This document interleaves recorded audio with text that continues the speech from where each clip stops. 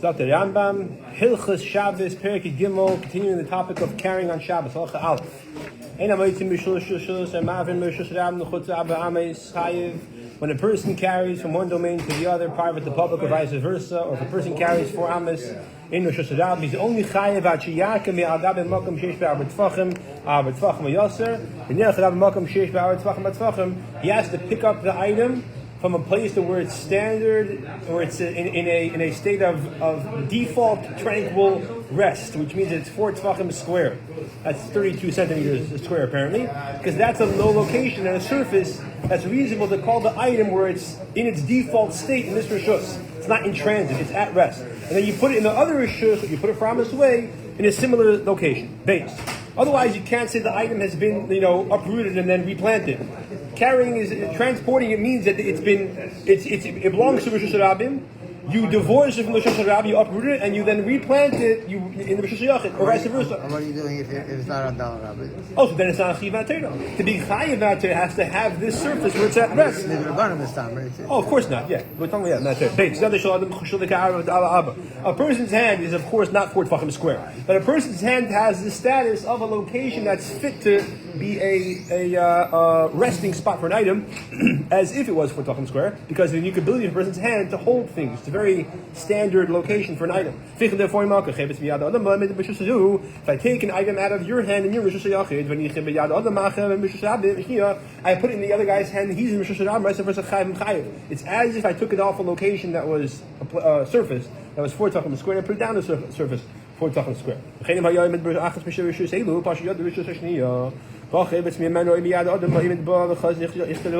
Let's say I'm outside, I stick my hand inside, take an item out of your hand, and I bring my hand back to my person. And I put my hand out at my side. So even though I didn't place the item down, when the item is in my hand and my hand is at rest, that's as if the item was placed down, not so much according to the Rambam because it goes... If you keep your hand like this, it's not good? No, l'chayr not. Not so much according to the Rambam because l'chayr, because the hand is connected to the body and the body is standing on the ground. Because the item is at rest in your hand as it is, that's considered a standard place for the item to be. Yeah. Good. So what do you mean Yadei love? You put your hand back to how close? So I'm saying when your hand is in a default state, you're not exercising muscle to have any position. I don't say that. Well, I can take it to the bank for me. That's what it means. I remember. I'm in the shaf from the Gemara. He's chayav despite the fact he did not take the item from he didn't put the item down. Where he is. He simply he took. So here's inside. Here's outside. Took the item from your hand. Went like this, right? Holding the siddur. Okay. So went like this. That's considered as I put it down, and the item is at rest. It's now been replanted, so to speak, in the current rishos. So that is an overview. Actually, I'm not sure if I could use a siddur for that to demonstrate that. Okay. Since it's in your hand is in a default rest state, that's as if it's in place down on the ground. Even though that wasn't physically placed there, it's still as much at home in its new rishos. Gimel. Now we learned in Perek Aleph, I think, that carrying an abnormal fashion your potter. One example was carrying in your mouth. But we explained over there that in your mouth it's normal to have food. So if a person's eating, while he's eating, Shabbos meal, really chewing your chalent, you walk outside, talk to somebody. And you did it deliberately in a way that you wanted to take the food with you, because I want to keep eating, I want to spit it out, I don't want to keep eating. Right? So I take the thing with me, and my point is, my intention is to carry it. So my intention, I have it in my mouth, it's my intention to carry. Your thought to carry it out in your mouth and doing the malacha of eating and carrying in your mouth makes the mouth a normal place to have food in it. He's manach over here in the beer from the Ramban that because you wanted to eat this way and therefore you want the kavanah to carry in a normal fashion, the kavanah to carry it this way makes the mouth a place as if it's dalad. I'm not sure I can't just say that since the mouth is a normal place to have food, that's as if it was dalad tefachim square. But okay, anyway, even though you didn't carry in a normal fashion. Oh, okay, that's why. The Rambam doesn't hold that carrying in the mouth is normal to carry. It's normal to eat in your mouth, but it's not normal to transport food that way. So therefore, you have to say the intention to use the mouth in this way makes it normal, or maybe more accurate to say, makes it like it's a place that the mouth is dalad tefachim square. Okay. Okay. Person back then didn't have bathrooms, right? So person is standing in one of these two rishus. Right, he urinates or spits at the second rishus. Let's say he's in Rishus Rabbin, and the Rishus Rabbin, there's a hole people use for bathroom. The hole is 10 tvachim deep, 4 tvachim square. It's a Rishus Yachid in the middle of the street, and he's standing in the street urinating into this hole, or he spits there. He's chayiv. That's essentially uprooting an item by choosing to spit or choosing to urinate, or I guess defecate as well, maybe. And that is considered an uproot. You didn't actually pick anything up. You're simply spitting or you're simply urinating, but that is an uprooting a deliberate item of your urine or of your spit into the second rishus.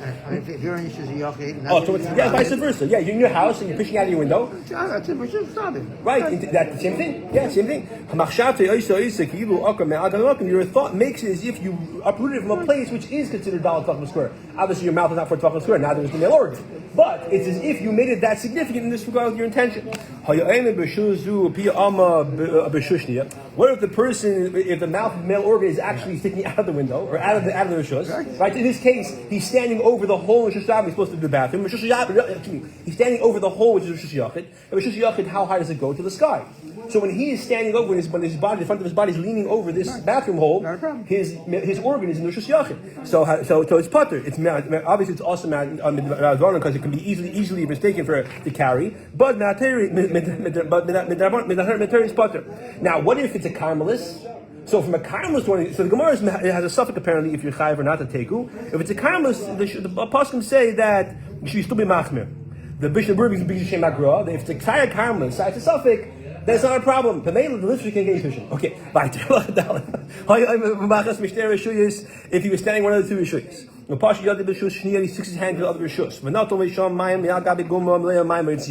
You have a pit. You have a well. The well is 10 tvachim deep, 4 tvachim wide. You scoop water with your hand out of the well to take a drink. You're in Rishus Rabbin. You're chayiv. I will clear the water on the surface. Why do you keep giving mashal of a pit? Because in order for it to be, he's standing in Rishus Yachid. Right, he's standing in One Rishus second, Yachid. but- He's fishing in Rishus Rabbin. but I'm trying to give an example where you are in one rishus and the item you're picking up is another rishus. So you're carrying on So you stand in Shabbos. your house and you pick up from the And outside. it's Rishus Rabbin. Why do you have to be a pit? It's a classic example of where you're taking water from one rishus to another. No, this example. Good. For all the other examples. All the other examples that you said before, I don't know why you're with a pit. Because I'm standing, you want to say I'm standing Rishus Yachid, the bathroom's in Rishus Rabbin. Fine. That's right. Example. You're in your house and you're urinating to the outside. Right. Or more likely is you're in the Rishus Rabbin and you're urinating into inside. What's that inside? Into Rishus Yachid. Okay. That's a more practical example. Okay, so now you're in one of these two rishus, and you stick your hand to the other rishus, and you took some water that's in some kind of dip. Why a dip dafka? Because the pasha practice have a problem of some kind. Okay, now in the Malaya Mayim, the dip doesn't have to be 10 tvachim, 4 tvachim wide. But the point is that there's water there. You skimmed the water off, and you took them into the rishus you are, right? So the chayiv you're chayiv. Shamayim kulin kilu hemiluch malaretz. All the water is as if it's at rest. In other words, the chayra, the surface of the water is not at rest. The surface of the water is able to see considered floating. But since the water is like one item, so when you scoop the water from the surface, it's as if you scoop from the water that's resting on the bottom. What happens if, however, you have an item on the water? Let's make it better. You have an item on the water, and there's a thing on top of that item. So you have a keli floating in the water. On the keli is a fruit. You stick your hand, you take the orange from the bowl which is floating in the water, and you bring it into the rishus where you are. So now, let's say the water is in the Rishus Yachid. You brought it into the street in Rishus Rabbin. It's not considered as if the orange was resting on the ground, because the water is not considered a restful surface. It is a moving surface. It's as if you did not take it off a location which is 4 tvachim steady, even though the could be is very much a 4 tvachim area, but the water surface is not considered a steady place. Even though it may be 4 tvachim square, but it's not considered a solid ground. Needless to say,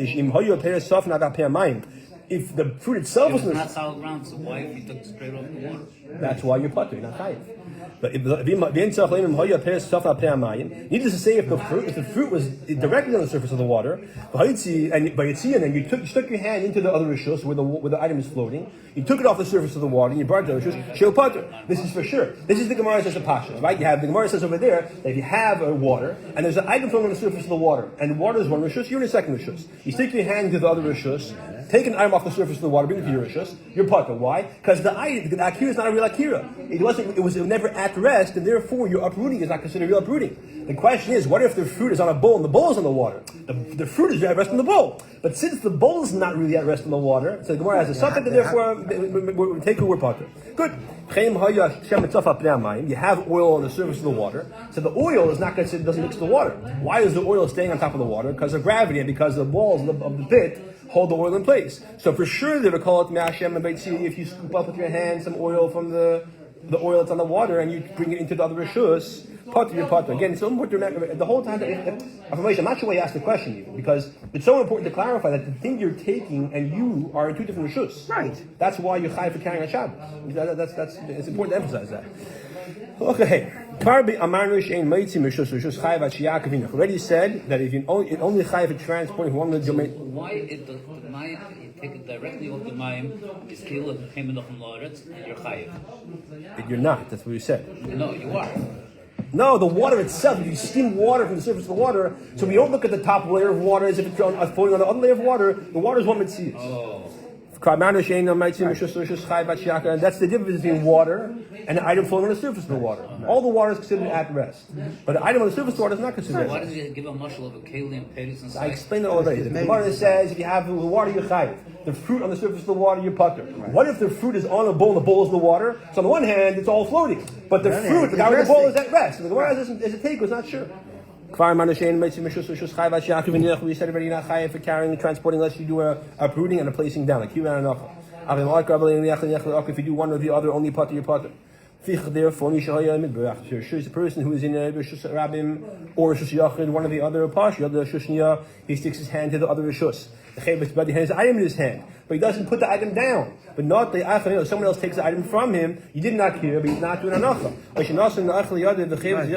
you stick your hand empty into the other Rishus, someone puts an item in your hand, and you bring your hand back to you, and you don't put it down even. But the fact your hand goes to your side is like as if you put it down, your hand's at rest. You did anacha. But you didn't do an akira, because the item was placed into your hand, Shnei and Patun, the both part of akira. But it's a chatzi malacha, you're also. That's why it's also. Every part is usually also, right? That's the cloud. It's a chatzi malacha. Correct. Well, so the question according to Ram is it considered a chatzi malacha? Is it considered a chatzi shir? It goes to It's not a chatzi shir. Yeah, good, fine. Because one did akira, one did anacha, and therefore you are part of matter base above. Your hand the whole entire time is above the tefachim. If you're sitting on the ground, for example, when this happens, you bring your hand to your hand passes within 3 tefachim of the ground. At that moment, your hand is as if it's resting on the ground, or because of lavud, the item is viewed as if it's on the ground at that moment. At that moment, even if your hand is not at rest, but the item is viewed at rest, because when my hand passes within tefachim, the item is essentially halachically viewed as on the ground. Therefore, you're chayiv. Zayin. Say you have a person standing one of the two rishuyos, and your friend sticks his hand into the other rishuyos where you are, from the other, from the other rishuyos into your rishuyos.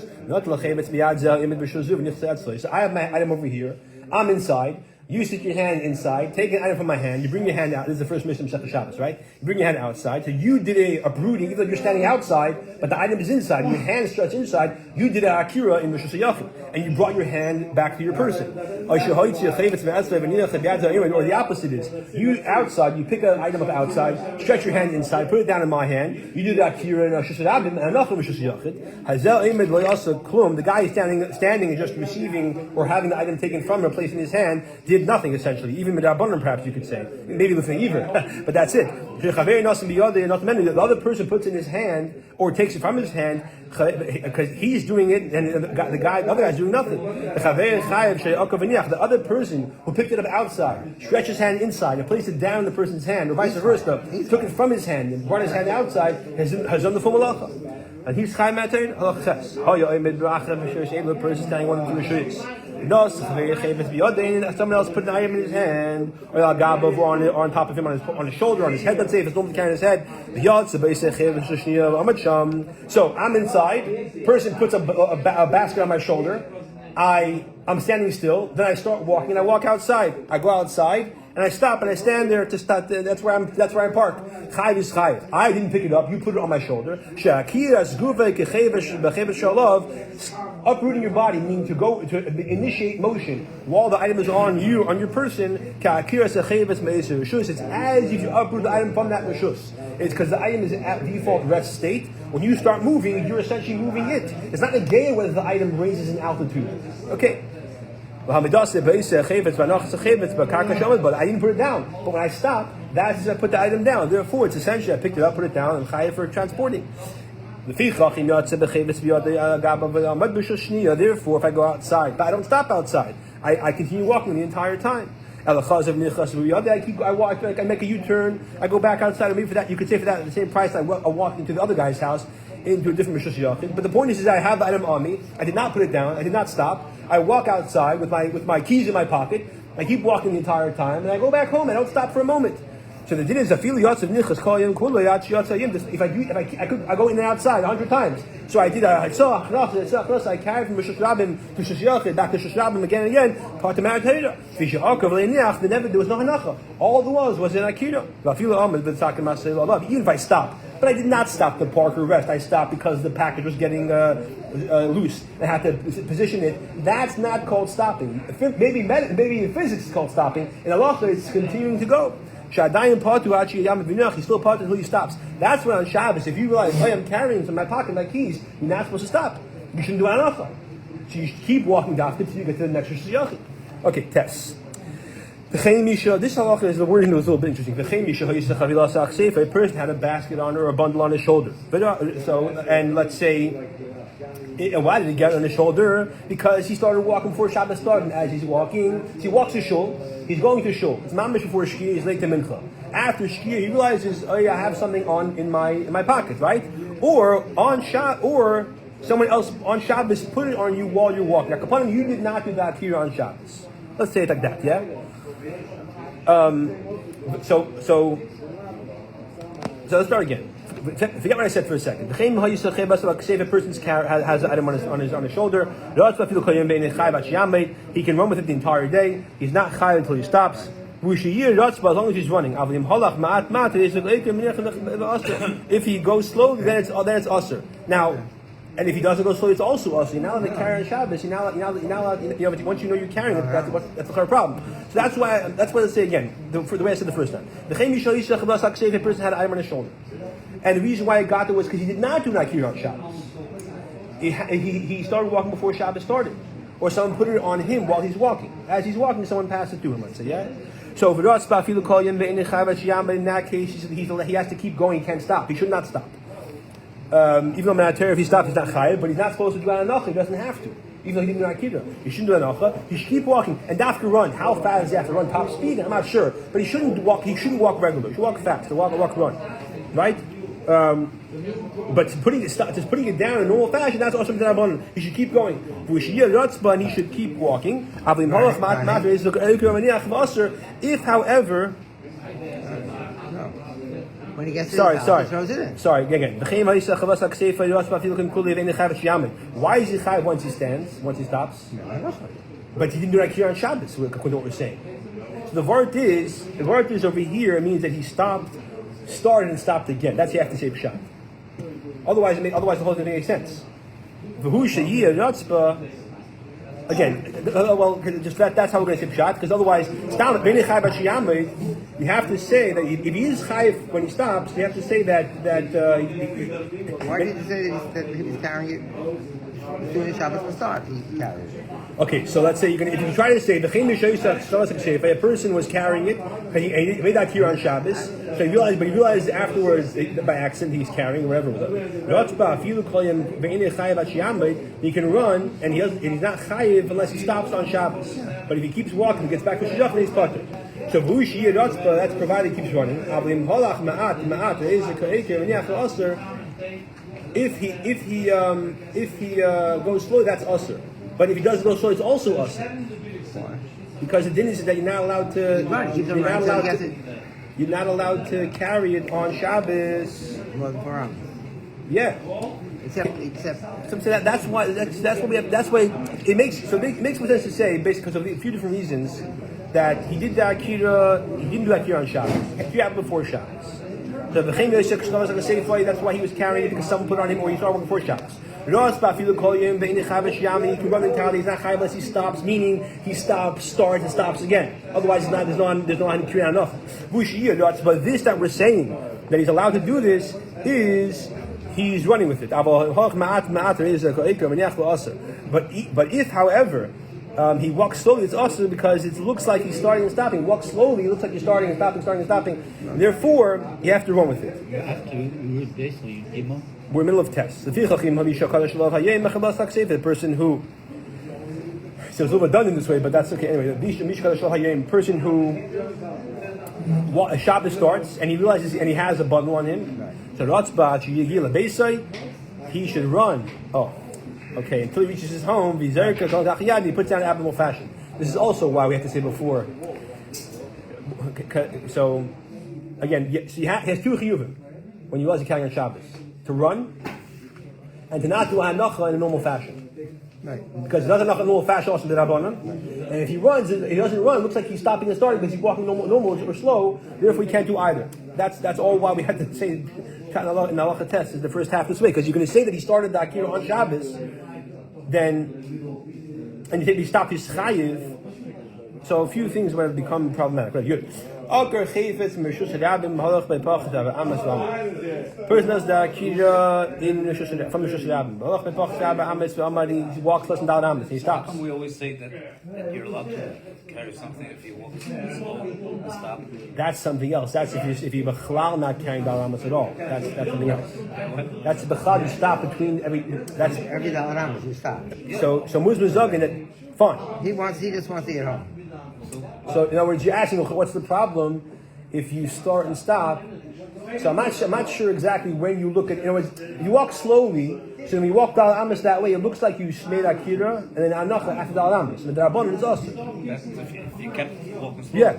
But if you walk 2 Amos and make a complete stop, and walk 2 Amos and make a complete stop each time, that's something else. Here you walk the whole entire time. Slowly. Yeah. So you're asking, instead of running, let the guy make every 2 Amos take a cigarette break or take a breather. Yeah. So the question is according to the Ram if that's the Chila or not. So yeah, good question. I'm not sure. What do you mean by holach ma'at? When you walk normal fashion, it resembles starting and stopping. Resembles starting and stopping. But it's not really. That's exactly that's why it's with Rabbanon. Yeah. That's so again, if you on Shabbos you guys are carrying the 2 chiyuvim. 1, run. 2, don't put it down in normal fashion. Is a person who when he walks less than Dal Amos, he stops to rest, as we'll see. Because of a halach pachas ve'abamis, he walks another amount less than Dal Amos, and he stops to rest. I feel it's mutter. Oh, like you were saying. Oh, right. The Mezman when it's a shu, he stops to rest. If he stops to position the package, that's like as if he's still moving. Once he stops after Dal Amos, even though every 2 Amos he does it, when he stops to finally rest, he's chayav. This is when he stops after 20 Amos, take a rest. If he stops after Dal Amos also to position the package, so the first 2 Amos and the second 2 Amos are both for the same reason to position the package, he's still considered walking. He won't be chayiv until he stops after Dal Amos, and the stopping is for the purpose of resting. Otherwise, he's still considered like moving the entire time. Halacha Yud Aleph. You have a long item, like a spear or a staff, which is distinguished on the ground. You have an item, and you pick it up like this, right? And so now it's standing up, and you move it like this. So now, when you do it again like this, you pick it up like that, you move it like this. I didn't move many miles, Potter. The item never was uprooted completely. Every time you moved, your movement, one of its sides, one of its dimensions was at rest. If you grab it and drag it like this, from one place to another, when you move it like this, the entire item has been uprooted from its location. Right? So this is not chayiv. Because each movement is a part of it that's at rest. A total akira never happened. This is a complete akira though, because the entire item has been moved out of its original location. Every molecule is now in a different location. What about a ball? Is a ball like dragging or is a ball like this? So he says over here in the pasuk that a ball is like dragging in chai. Even though you could argue a ball is also like more like so if it's round apparently, or actually a bound, he says over here. If it's round, it's never considered like one. There's no one side that's at rest. Maybe it's chai. I don't want to take up time, but I just want to tell you. Yesterday when we set up here, I'm being Meshit. And we're saying what is a shot? Yeah. What is a Meshit Yodeh? We'll come to we'll say it soon. Yeah, but just the Maggid Mishnah over there says that he drags it. According to here, if he drags it, it's Right. Right. Yeah, that's interesting. So it's Maggid Mishnah. but it's a Gemara. But it's a Gemara though. Why did Maggid Mishnah say that? Because Because Moshe is Chayiv, that's why, yeah. So he said Meshit is Chayiv. Yeah, What so is here's Meshit? Chayiv also. Remember yesterday we had a fine, so here's so Moshe is Chayiv. The entire Moshe is dragging, it fits. What's the problem? Yeah, but so You saying what why you is he saying saying it why? again? Okay, fine, good. That's why it's done. Yeah, okay. That's what makes sense. Again, look, here's the verse. No, because he's talking about. So So Pashup Shot is like this. Versus that. Pashup Shot is Hamoitz your Mavir is the item is stands in my hand. My feet do the movement. Moshe means my feet stand still. I move the item without moving my feet. That's Moshe. Either hand to hand or location to location. Actually, it says with Farish of you the notes later on in okay. You base. not finish it though. Yeah, we did. We said if you drag it, that's considered. I'm sorry. You uprooted the item in the living room to bring it to the dining room. She picked it up. It's perfectly mutter. As you're walking with it, you change your mind from the dining room to go outside. Potter. Why? Either you did a your intention when you picked it up was not to carry outside. You didn't just kind of anacha of the akira. The anacha has no akira. The akira is the akira which is mutter. The hakir has to be part of an uprooting, which is the purpose of the malacha. The person picks an item, but he puts it down, he puts it in his friend's hand, and his friend is walking by. And they keep walking together. Then, when he wants to take it, his friend says, take it, and his friend hands it back to him, or he takes it from his friend's hand. He's a potter. He's potter. The akira happened when he took it from the inside. But he didn't. He never put it down in a restful location, and therefore there's no hanacha. But it's still usher. It's still usher for both of them to do this though. Again, so what's the akira b'lei hanacha? Yeah, you pick up the item in Rosh Hashanah. Then you gave it to your friend as he's walking by, and it went down, or you put it or inside for that matter. The point is you gave it to your friend while he's walking. When you gave it to him while he's walking, even if you put it on his person while he's walking, that's not hanacha. And now, now 1 second. What if you don't take it from your friend while he's walking? Your friend stops walking. You're still potter. But your friend did the hanacha in that scenario. Right. Over here, the friend didn't even do the hanacha. Right. It's still usher for him though. But still, it's not even though it's not hanacha. But for you, it's for sure a problem because it's like here and it's not hanacha.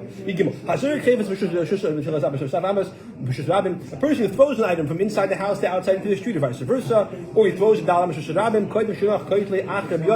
and before it lands, somebody else. And you weren't intending to do this. Let's say the other person was not standing there. You have to run and catch it. Or some would say he didn't have to run and catch it, but B'shas you threw it, his hand was not sticking out. He had to stick out his hand. I'll go put it. This wasn't the plan. Let's put it that way. So you called a kelev or a dog grabbed it, and this one got burnt and never really landed. This is not the hanacha you had the intention for. Now, in the case of burning, it's not hanacha because the item didn't exist. I'm not sure exactly how that works with burning, but upon him, fine. If that was your intention, the dog should, you're throwing catch with the dog, right? The dog should catch the stick or whatever you're throwing the ball, or the friend. And you chayav taka because that is considered the intention. You don't. Side PS.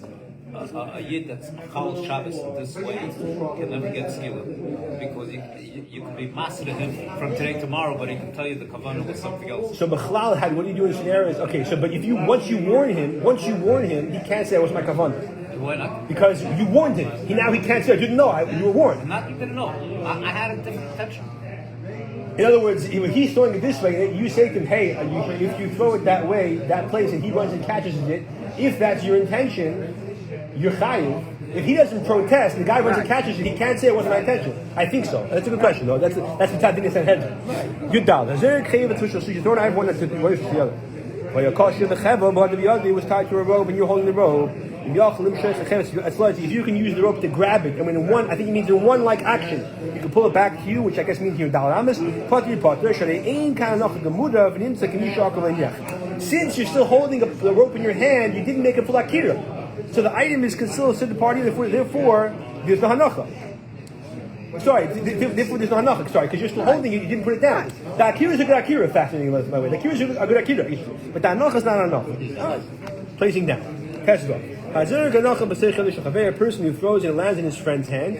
So we just said this, but now we have to make sure it doesn't contradict. Yeah, the person stood in one place and he received it, which means that was kavanah. According to some, you have to add over here, and your friend stood with his glove out. So he was standing in one place and his hand was sticking out. In a way that he intended to. If the guy had to run out from his place and receive it, or some would say even he didn't run, but he stuck his hand out then, and he's part of it because that demonstrates it wasn't your kavanah, it wasn't your intention. If the person who threw it ran after it, and he caught it in the other rishus, or the chus amis, potter kilo nekar achav kiba is potter, as if someone else ran to catch it, because the assumption is because the enough is only if it landed somewhere where it was meant to land or was destined to land when you did the akira. So here you could say pshat that he wasn't his kavanah. He ran and caught it, and that wasn't his kavanah if he's potter. Or you could even say even that was his kavanah, since the place where it landed didn't exist. Pshat he threw it, could be his potter didn't have his kavanah because it didn't exist. He ran, he made the mitzias of where it landed later. That's a bit more of a stretch, but you could say pshat like that as well. You test that. A person goes from Shushach to the other Shushach. Shushach is in the middle, across the street, let's say, yeah? Despite the fact that it passed through the airspace of Shushach, and even if it was less than 10 tefachim off the ground, let's say a free throw frisbee, yeah, putter. Ushiyav l'mama sheshtach has to have 3 tefachim though. If, however, it passed through Hilchos Shabbos, at one point it was within 3 tefachim of the ground, and it rested for a moment on something was sticking up out of the Hilchos Shabbos, you have to have both. He was within 3 tefachim of the ground, and Sai touched, or for a moment stopped, I guess, or paused, I'm not sure exactly what that means, on some sort of surface. Despite the fact that it continued on, and it rolled or flew into the Rishus Yachid, it's as if it remained Rishus Shabbos at that moment the hanacha happened, and therefore you chayiv. Apparently you need both items. You have to have the fact that it's within 3 tefachim to say that it's in Rishus Shabbos. You have the fact that it touched something to be considered hanacha. If it was a frisbee, and the entire time you threw it in, it's within 3 tefachim of the ground, there was no hanacha. It has to touch something. So you have to have both. It has to be within 3 tefachim on the ground, and it also has to touch something, so there's enough. The din of 3 tefachim applies only from Dal Davis, but not Rishus Rishus. Yeah, we're saying you threw it across the street from Rosh Yachid to Rishus Yachid, and it went. A typical case of a kira nochi, he takes it out of his house. 1 second. No. You have Rishus Yachid. You did that kira Rishus Yachid, then Rishus Yachid, but it passed through Rishus Yachid. No, but I'm asking, in a normal case of a kira nochi, he picks up something in Rishus Yachid, and he goes and puts it into Rishus Rabbah. Fine. It has to be. No, but here the akira nochi happened Rishus Yachid both. So Rishus Rabbah is not the gear. So therefore, you're part of you throw it from Rishus Yachid to Rishus Yachid across the street. Rishus Rabbah in between, there was no hanacha Rishus Rabbah. The akira is Rishus Yachid, the hanacha is Rishus Yachid. However, if the item passes within 3 tefachim of Rishus Rabbah, so then it's as if it was in Rishus Rabbah, because 3 tefachim is loved. But the thing is, there's no hanacha l'chayr. So yes, the answer is it touched something. There's something sticking up that it touched. So because it touched something, and it was within 3 tefachim, you have hanacha, and you have the fact that it was not Rishus Rabbah. So therefore you chayiv. So similarly, you throw it Rishus Rabbah, Rishus Rabbah, and Rishus Yachid is in between. Then you throw it on the street. In the middle of the street is a mound which is 10 tefachim tall, 4 tefachim square, and you throw it across, and it passes over this mound, this cable box, whatever it is over there, the mailbox. Yeah, mailbox is a perfect example. So potter your potter. Again, but the same idea is if it passes within 3 tefachim of the ground, despite the fact that it continues on the second Shabbos, it's as if they remain Rishus Yachid, and therefore you're chayiv. Why does it have to pass within 3 tefachim if Rishus Yachid goes to the Rakia? Because again, it has to have rest for a moment. If it has to be Nachad al Mashu within 3 tefachim, basically that's the word. Yeah. A person who carries in the Rishus Shabbos, they combine with the second one, you're chayiv. Meaning, you carried this Rosh Hashanah 2 Amos, you walked into the house, you went and you carried him 2 Amos. And on the other side of the house, in the other Rosh Hashanah, you chayiv, the 2 Amos and the 2 different Rosh Hashanahs combined for the malacha of carrying the Amos Rosh Hashanah, even though in between, Tez Zayin, at the end of Tez Zayin. Sorry, Yud Zayin, excuse me. Since the iron did not stop in between, therefore you are chayiv.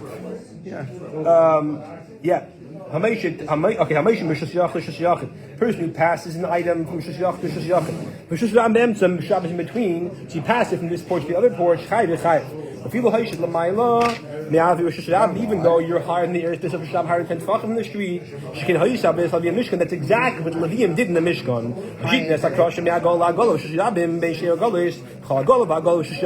You had the wagons, when they took down the Mishkan, you had the wagons of Bnei Merari over here, right in the front. They had 6 wagons, right?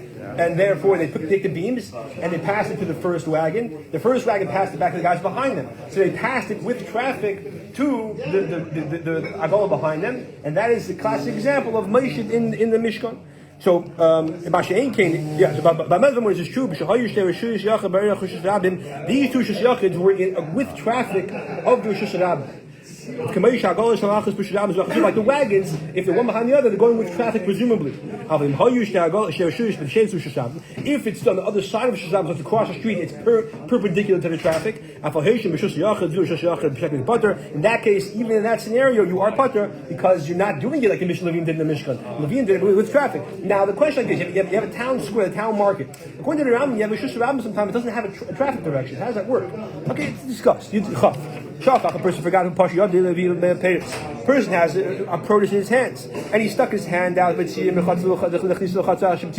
wants to take the item from this court to the other courtyard and there's just in between, I believe. And before he puts it to the other courtyard, he remembers not to do that. Now his hand is suspended in the airspace of Rosh Hashanah. He can bring his hand back because when he stuck his hand out, it was by accident. You say, my hand's already sticking out. I'll just throw it there. That's awesome. Akira was not the kavanah of doing a malacha, was a shegin. If he puts down a mazid, he's not chayav for a chatas. You shouldn't gain from the fact that you did malacha b'shegin. If he puts his hand on purpose, so he can't put his hand back. Keep his hand out till good luck. You want to throw 8 amas, but you're a bad thrower, your arm is weak and only 4 amas tired. What you want to happen? You want it to go for amas, it has to go for amas, but you want to continue. It can't go 8 amas, not going 4 amas, so it's like you want it to. You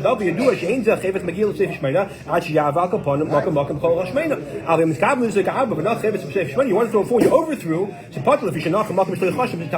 it went too far to a place you didn't want it to go. Certainly, if you don't want to rest there, if you threw it, it should land whatever, anywhere, it's chayiv chutz. Last halacha. You threw it into Arba Amas and it landed, but it rolled outside putter because halacha happened close. If you threw it, it landed outside, but it kept rolling to the inside. If